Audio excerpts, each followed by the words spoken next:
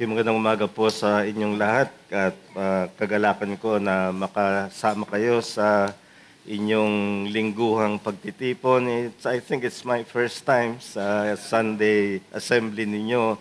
I've been many times in conferences, but it is still special to be with the brethren dito sa Scripture Alone Baptist Church on a Sunday assembly.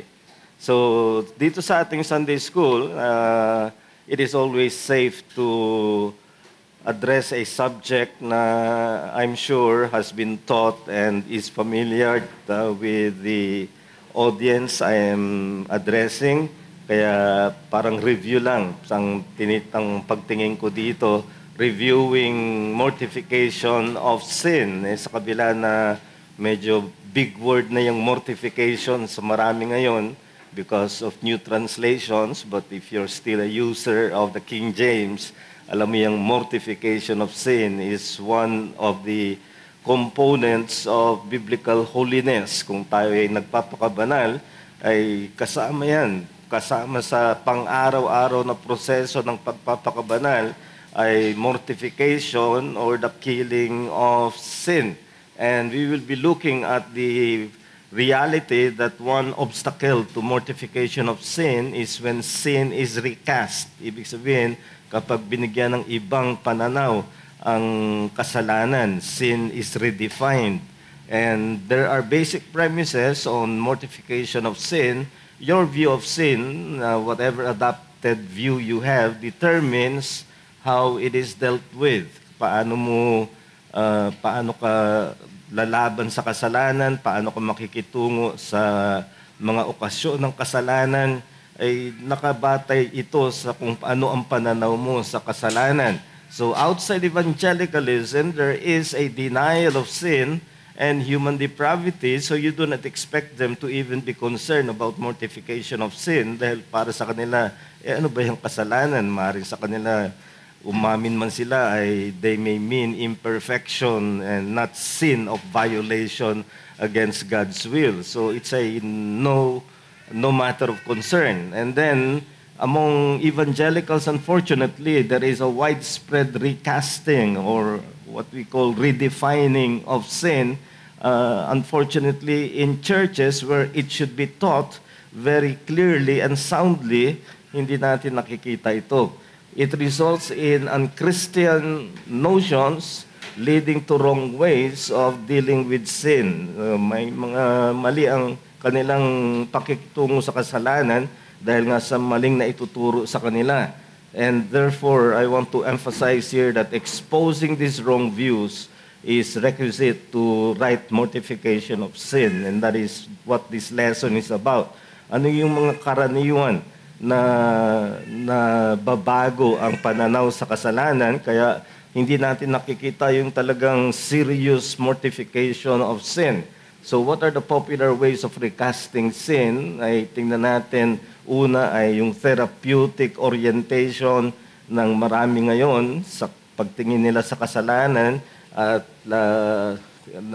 nariyan na yung sin is disoriented emotion. That's how they view sin. And then, makikita natin ng dalawang uri niyan ay looking at sin as lack of self-esteem or guilt as shame. So, titingnan natin yung mga yan. And then, there is the genetic treatment of sin. Yung mga kasalanan, tingin nila ay matter of your genetic makeup. And therefore, iba ang magiging pakikitungo mo sa kasalanan when sin is regarded as genetic. And then there's also the Christian distortion. I put in quotation marks yung Christian dahil nangyayari ito sa mga Christian churches. Christian theologians are promoting this. Christian leaders are the ones who are influencing other Christians to believe this. Kaya they appear Christian or they sound Christian, but they are not. And dito ang mangyayari ay nakabatay sa false biblical interpretation. Gagamit sila ng Biblia, pero maling paggamit at we will try to expose very quickly these things, and that includes demonic substitution as well as hyper-grace absolution. So ito yung i-cover natin very quickly sa ating Sunday School lesson. So let us look at therapeutic orientation. Ang pananaw nito, sin is viewed as a disease, and kapag disease ang kasalanan, even in your language, then your approach is one of treatment and therapy. So, ang karaniwan yan ay psychology, ang nangingibabaw sa paliwanag nila sa kasalanan. Sin is treated as disoriented emotion. It's because you feel bad about yourself. Now, very common here is the idea of lack of self-esteem. Although this is now a fading school of thought, it's still quite influential. The idea that people do bad things because they do not have good self-esteem. Yung kanilang pagtatangi sa kanilang sarili ay mababa, and because of that, they try to compensate by way of some bad behavior. And many evangelicals, unfortunately, buy into this because they have some scriptures to use. The most popular is Jesus' statement when he was asked what is the greatest commandment. Alam natin yung sinabi niya, love the Lord your God with all your heart. And then the second is love your neighbor as yourself. Ang nangyari dyan, yung as yourself, naging command na rin.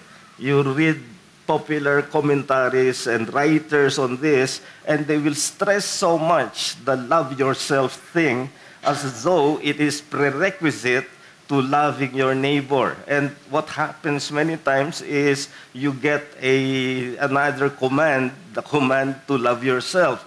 But remember, brethren, loving yourself is not a command. When Jesus was asked what is the greatest commandment, he said, on these two commandments, love God, love your neighbor, hang all the laws and the prophets. Ibig sabihin, yung Old Testament, you can summarize its ethical concern or ethical thrust on those two commandments, which means there's no third command. Loving yourself, therefore, is not a command. And there is no command that you can read in the whole of the scriptures that you need to love yourself. Self-love is not a command, but a given fact of everyone. We all love ourselves. And that's why there's self-preservation. We feed ourselves, and even if we feed ourselves wrongly, is because we love ourselves that we cannot resist the kind of food that may be unhealthy pero masarap. Mahal natin yung sarili natin. So self-love can be both. It is a given fact of human nature, but it can lead you to bad things or good things, but it's just a fact. You do not need to command it. And the real problem is not the lack of self-esteem, or to put it in another way, the real problem is not that you feel bad about yourself. The real problem is that you are bad. Now that sounds cruel, but it actually is the only analysis that gives hope. Why? Because if you feel bad about yourself, and siyempre mag-a-analyze ang psychologist or psychiatrist, you had a bad childhood. How can you change that? Whereas if you just admit that you're bad, which of course means in biblical language, you're a sinner, well, our solution is that there is the gospel for a bad person. Romans 4 verse 5 tells us of the reality of justification. God justifies, it says, the ungodly, which means in simple language, God justifies the bad person. So in other words, we have a solution to the bad person. And if only he just admits that he's bad, then we can offer to him the gospel and tell him that there is a savior for a bad person like you and me. But if you're If you think your problem is simply that you feel bad about yourself, and that's why it translates into very bad behavior, then how can you solve that? How can you change your childhood? How can you change your past? Whatever it is that makes you feel bad about yourself.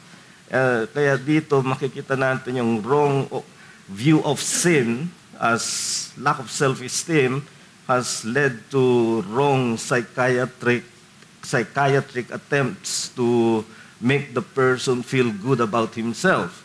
And another way is when guilt is treated as a matter of shame. At alam nyo, ito ay very common daw sa Asian culture. We are a shame culture rather than a real guilt culture. We tend to be ashamed.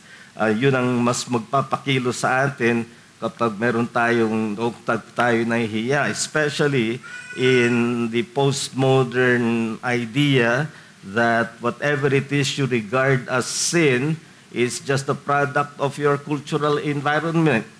In other words, you consider it sin because that's the way your society has bred you. Kaya inaakalang kasalanan ay dahil ganyan ang itinuro ng lipunan. Kaya madalas nangyayari ay para lumaya ka sa shame or the guilt that the particular behavior creates in you, ay liberate yourself from the restraints of your social upbringing. So yan naman yung sociological approach, which also has its psychological idea. So therapeutic pa rin ang kanilang orientation. And again, unfortunately, many evangelicals buy into this, and one of the effects is to regard the moral law, the Decalogue, the Ten Commandments, as not binding. In other words, not a permanent definition of what sin is.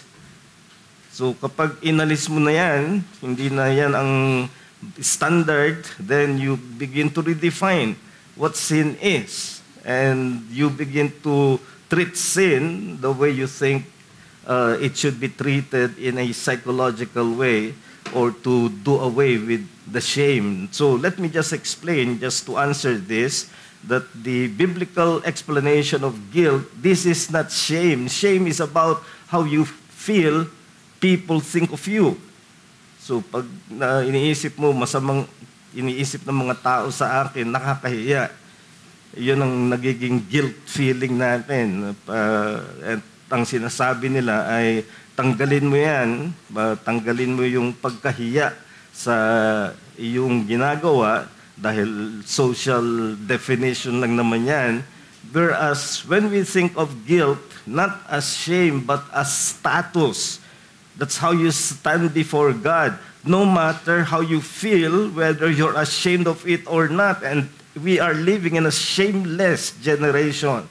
Especially in the West, but it's all infecting us here in the East.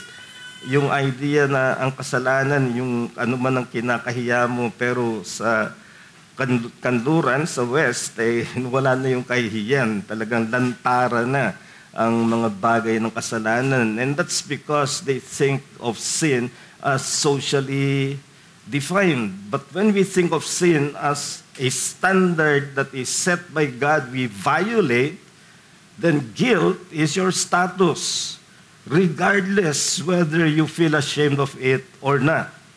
And therefore, it's not enough that you deal with the matter of shame. So ito yung isang approach na nare-recast, na babago ang pagtingin sa kasalanan. And then, there's another genetic treatment. This is the case where the sinful lifestyle is treated as genetic dahil yan sa iyong physical, biochemical makeup, and therefore not a moral choice. This is very common and mostly applied to gender issues today. Matagal, milyon-milyon ang ginastos para hanapin ang tinatawag na gay gene. What makes one gay is because of some genetic makeup, but even So some insist on finding a genetic root for one's sexual orientation, but even the pro-LGBTQ scientists now admit in many scientific journals and researches that have been done, that it is a failed quest. They have not found the gay gene, so-called, because homosexuality or whatever attempt to change the sexual identity one is created with by God is a losing venture, because that's the way you are created. And to change it by sheer mental resolve, pag sinabi ng lalaki, nagbago na yung aking orientation, so I'm a trans woman. Ibig sabihin, tanggapin mo na lang. And in the West, it's not enough that you tolerate, you need to celebrate it, or otherwise you're the opponent of society. So, dyan ginagamit yung genetic approach to sin. And then, a sinful behavior ay maraming dating tinatawag nating bad behavior, immoral. Ngayon, may mga fancy names sila for these behaviors, whether of a child or an adult, mga fancy names na sounding psychological. It is often turned into addiction, and in other words, the addict cannot help it. And because of that, he needs help. Not calling him to repentance, he needs help. Now, I do not deny that there are components of a sinful lifestyle that need helping in terms of enabling by way of means, pero the responsibility ay nakaugat pa rin yan sa dapat pagsisihan ang kasalanan. Kung ang pananaw mo sa kasalanan ito ay paglabag sa kautusan ng Diyos, ang unang sagot ay pagsisisi. Hindi treat the addiction, hindi codependency, or whatever psychological approaches that are now the fad. Many therapy programs, of course, may help reforming external habits. The Alcoholics Anonymous has been quite successful in the reform of some alcoholic people. So we do not deny that it can change certain external behavior, but the point is that ultimately they fail in dealing with the sin issue. And Jesus said that all that defiles the man is not what is taken in. Diba? Mark 7 verse 20 makes that clear. It's not what you it's not what you take in, it's not what enters the mouth that defiles the man, but whatever is from the heart. So, dito makikita natin yung basic idea of, thank you,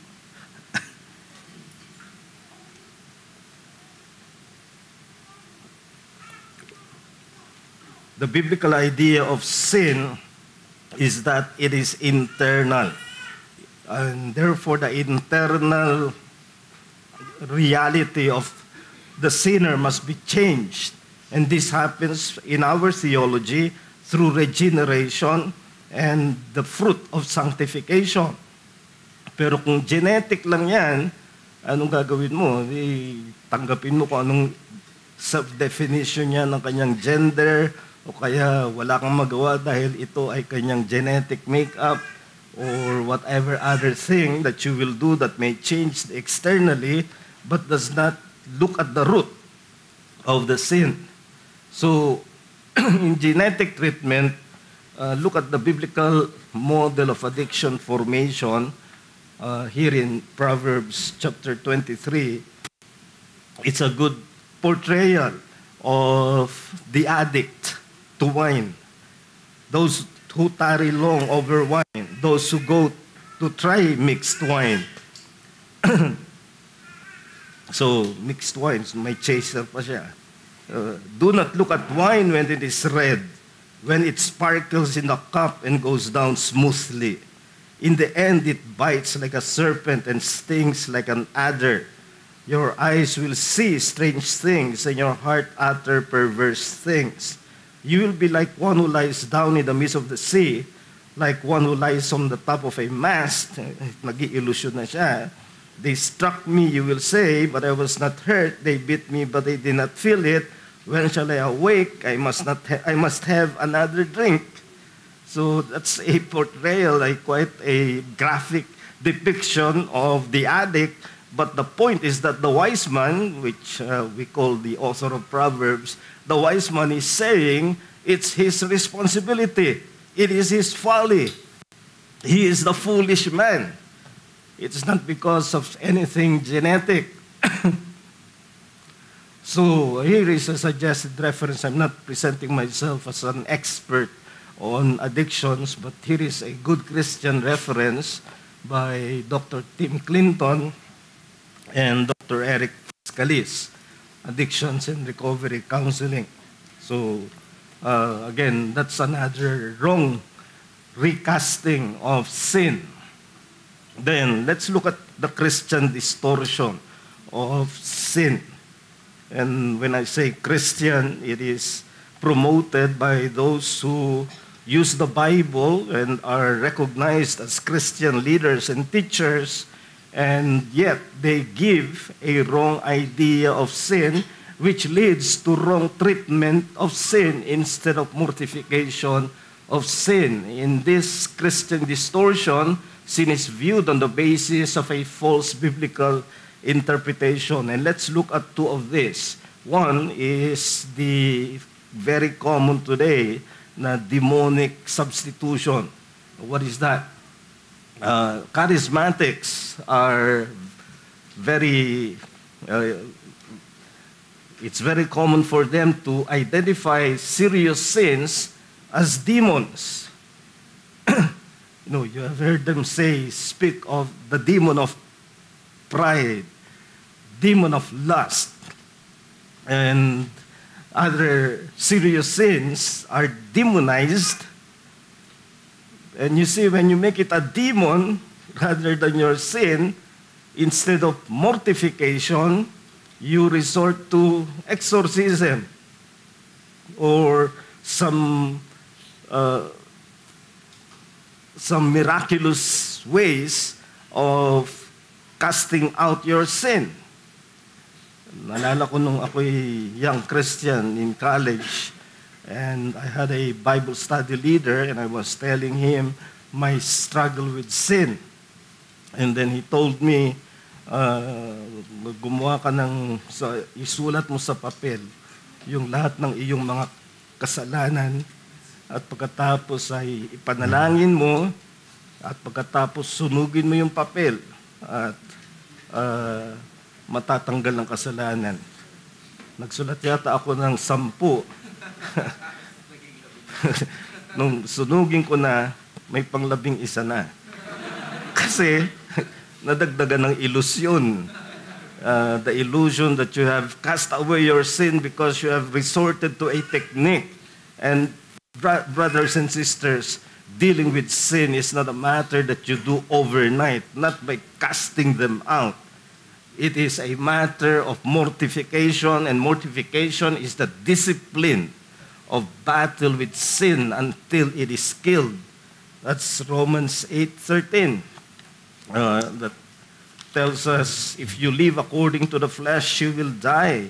But if you put to death, that's mortification, the deeds of the body, you will live. So it's something that you do as a continuous discipline of seeking to do away with sin. Now, the other Christian distortion that has become very popular, it is actually based in Singapore but has expanded worldwide. Very popular here in the Philippines is hyper-grace absolution. Joseph Prince is the founder of the hyper-grace movement in Singapore, and this has been adopted by many in the Philippines. the basic notion is that a Christian, being forgiven of all sins, need not confess and seek forgiveness. I'm just concentrating on how he thinks of sin. There are many other false teachings of Joseph Prince. Dito lang natin at marami ang nag-aakala na logical nga naman, di ba? Pinatawad na lahat ng mga kasalanan natin. Bakit pa tayo hihingi ng patawad? So I have encountered people in going around the country in conferences who tell me that, no, you do not need to confess your sins. You only need to acknowledge when you have sinned. You only have to acknowledge that that's a sin forgiven, rather than seek in confession the forgiveness of your sins. And this is very dangerous. This is confusing theologically justification and sanctification. True, in justification, all our sins are forgiven because we're dealing with God as our judge. But in sanctification, there continues to be the fruit of justification, which is the actual dealing with sin so that your particular sins are mortified.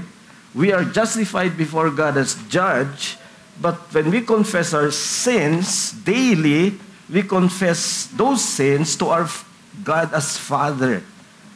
It is that relationship of father and child.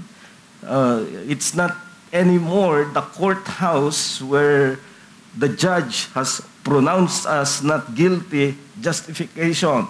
But then, from the courthouse, you go home and you find that God is your Father, and when you sin, it's not a case of being condemned, it's a case of displeasing God. And when you displease God, it affects your fellowship with God. It affects God's dealing with you and your sensitivity to the Word of God, and it can compound sin because you do not have that daily confession that requires you must be penitent about your sin. And that's clear. Matthew 6:12, part of the Lord's Prayer, is forgive us our sins. And it comes right after na tinuro ng Panginoon sa Lord's Prayer, yung petition, give us this day our daily bread. Now that shows it's a daily petition. And that's followed by forgive us our sins. If the petition for provision is daily, that also implies, in fact, it all the more underscores na yung confession of sin is also daily. Pag wala ka niyan, it destroys the repentant and penitent spirit that the Christian must maintain. Ibig sabihin, ang Kristiyano, meron siyang conviction of sin. Hindi dapat mawala yun na basta takpan mo lang ng paniniwala, pinatawad na lahat ng kasalanan ko, hindi ko na kailangang i-confess sa Panginoon. That's the danger of Joseph Prince's teaching. And many are adopting that teaching in our country. So, just by way of reminder, what is involved in mortification of sin ay limang bagay. Mortification is by the power of the Holy Spirit. So you cannot mortify your sins by sheer resolution or by some program of steps. And you will find some Christians adopting these programs of dealing with sin. You must come to the point first. That's why we begin with the idea of a conviction of sin, is because conviction is the work of the Holy Spirit. And it is therefore by the Holy Spirit alone that we can mortify sin. And when you are struggling with sin, and everyone has a particular sin or more that he struggles with, kinakailangan simulan mo sa kapangyarihan ng banal na Espiritu. Then mortification targets specific sins. That is the reason why you have several in the New Testament several listing of specific sins. Galatians 5:19 to 21 is just one example na pinakita doon ang iba't ibang mga kasalanan, and there's no list that completes all sins. But these lists show us that when we think of sin, you don't just ask for, or you don't just seek mortification of sin in general, because that is a losing cause. There's no perfectionism. What we seek is mortification of specific sins. It may be anger, it may be lust, it may be pride, it may be covetousness, but you must know what sin it is you are seeking to mortify. I call it a project of mortifying specific sins. So that must be the goal. And then mortification begins and ends with thoughts. Pag tinigil mo lang yung isang behavior, it will just recast itself into another behavior. Sin is that which is in the thought. And you can only say that you have mortified the sin if it no longer prevails in your thought. If it is something that you can say does not invade your mental pattern. The fourth is mortification deals with the occasions of sin. You cannot actually deal with sin if you are not avoiding or at least reorienting your occasions of sin. Now, kung ang occasion of sin mo ay ang trigger sa thoughts mo ay panunood ng TV or a particular program or pagbabasa of some materials or some other occasions that trigger the thoughts, and from the thoughts you have the behavior of sin, you have to deal with those occasions of sin. And that's what Jesus meant by saying, if your eye causes you to sin, pluck it out. And if your hand causes you to sin, cut it off.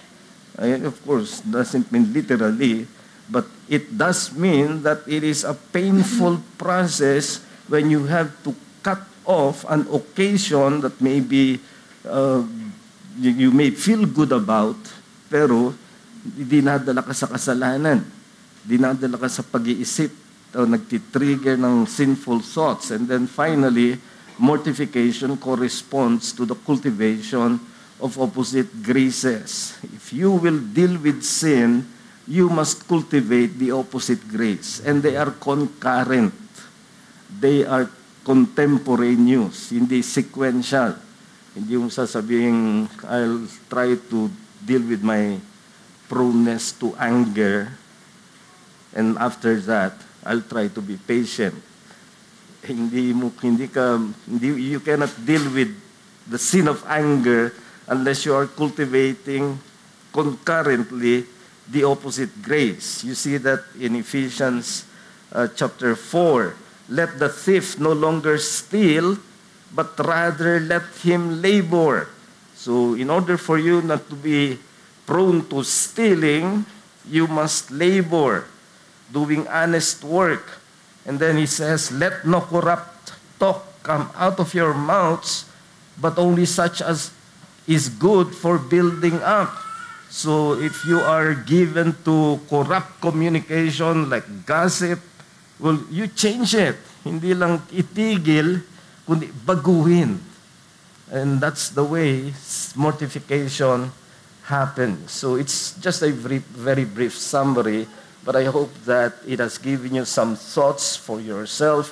When you are dealing with a particular sin, you must identify what that sin is and then go through the process of mortification, which is a daily discipline. At huwag kang bumigay dito sa mga maling pananaw, whether it's psychological, genetic, or Christian distortion. You must accept what the Bible, what the New Testament teaches concerning mortification of sin. So Titus 2:11 to 14, I want to conclude with this. For the grace of God has appeared, bringing salvation, training us to renounce ungodliness and worldly passions, to purify for himself a people zealous for good works. So where does Paul bring our thoughts back to? If we will purify ourselves, if we will deal with sin, if we will train ourselves to renounce ungodliness, well, he goes back to your being saved by grace. So my challenge is, well, one, beware that sin is not static. You must be mortifying sin or it is increasing. Hindi siya isang level lang. If you're not dealing with it, it is worsening. Hindi ibig sabihin na hindi ko na lang papansinin ng kasalanan na to. Ganyan na ako talaga eh. Hindi ibig sabihin na titigil yan sa state at which you find it in your life. It will continue. It will increase. It's like a virus that if you do not use, if the body does not use its own antibodies or helped by mga gamot, ay lalala. E ganyan ang kasalanan, lumalala siya kapag hindi mo siya pinapatay.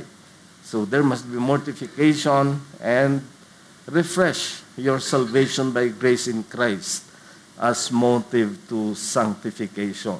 So do not mortify your sin to be accepted by God. Do not mortify sin so that you can have God's blessing. That's the wrong thought. The pattern in Paul's thought in dealing with sin is you begin with the fact God has been gracious to you. Naging mapagbiyaya ang Diyos sa iyo. Binigay niya si Kristo, kaya bumabalik siya sa nakalipas. The grace of God has appeared. He's referring to the appearance of Jesus Christ. What He has done in His first coming. So you go back to the cross and the resurrection. And with that, you have the equipping by the Holy Spirit to mortify your sin. But do not mortify sin to think yourself more acceptable to God. But rather, God has been gracious to you. What could you reciprocate that grace with? Kundi serious godliness, and that means renouncing all that is opposite to godliness, and that's ungodliness. Mortify sins in order to in order to be holy before God. And let us do away with these popular ways of redefining sin. We go back to the scriptures. Sin is violation of God's law, and we need to mortify it. Nothing less is what is expected of us. Do you have an open forum? Okay, is there any easy question? Salamat po ng madami, Pastor, for that. Really, sobrang relevant to the times po yung diniscuss ninyo. Baka po medyo digression itong question ko, Pastor, but I think it still touches on the topic of sin and psychology.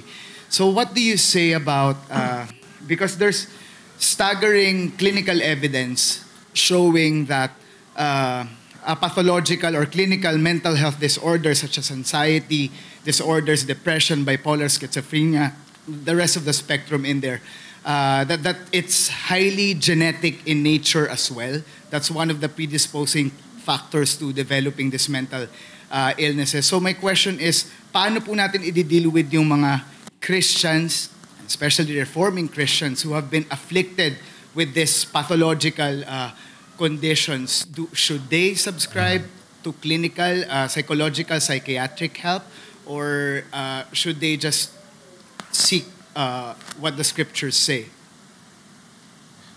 Well, because we are complete human by way of being body and soul, we are not ignoring the body component of even sin, because sin is not just the function of the soul, it's the whole human person as body and soul. So there's a body component, and it may be that that body component of his sinfulness has some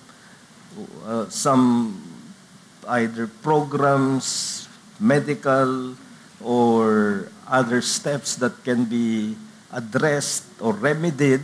So we're not ignoring that, and the preference I mentioned kanina, they suggest that when it comes to the body component, we can look at the programs that are available for addressing yung mga ganung bagay, or even the medical component.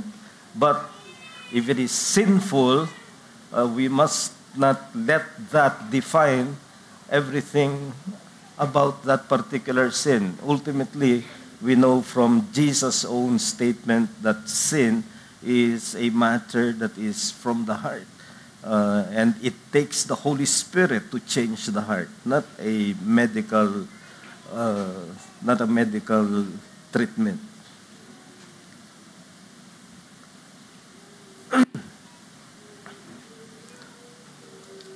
Any more?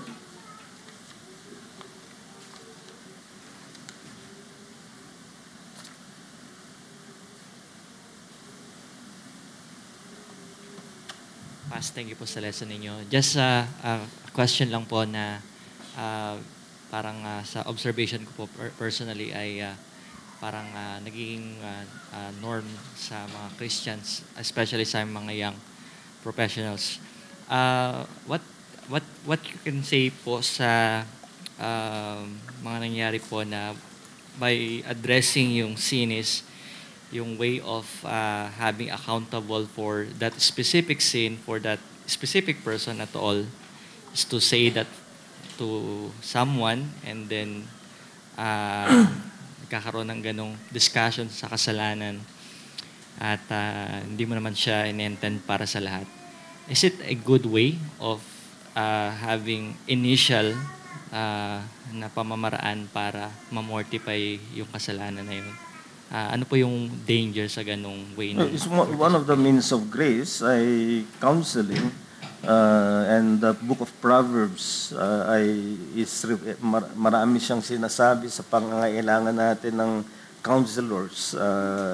With the multitude of counselors, it says there is safety, and so it is right to seek counsel, especially of those who really are mature.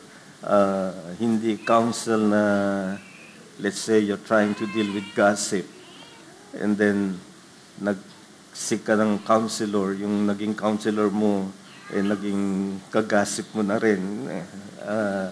So you have to seek a counselor who really is one who has the wisdom and the maturity to deal with your sin. Not in the psychiatric idea, not a codependent, but a real counselor. And that's a biblical way of dealing with sin.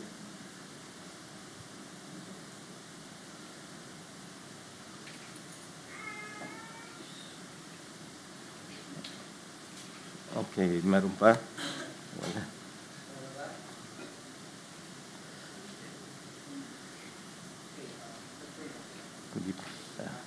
Let's close in prayer.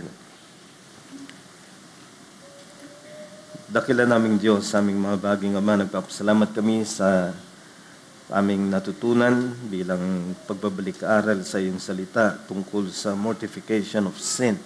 At sa panahon namin ay napakaraming mga pananaw na pinapalitan ng dapat na pananaw namin sa kasalanan, at naway maging alerto kami sa mga ganitong pagbabago sa pananaw ng kasalanan, because whatever view we adopt of sin will determine how we deal with sin. And we have dealt with those who think of sin in terms of the psychological, the therapeutic, those who deal with sin as a matter of social breeding and even genetic, and even those who are labeled Christians and change sin into something identified as demon rather than one's own responsibility and guilt, and those who popularize the idea of no need to confess sin. We ask, Lord, that we may be delivered from all this recasting of sin, and that we may truly resolve by the grace that you have been so good in providing to us through the Lord Jesus Christ, that looking back to what Christ has done for us, we may have the resolve by the Holy Spirit to mortify our specific sins, the sins we struggled with most in our lives, and that we do so not because by doing so we will be more acceptable to you, but because you have done a gracious work in our lives through your Son. May we resolve to renounce ungodliness and to purify ourselves as among your holy people. So we ask that all this lesson for this Sunday school may do us good and help us even in our worship of you. So be with us, and we pray all these things in the name of our Lord and Savior, Jesus Christ. Amen.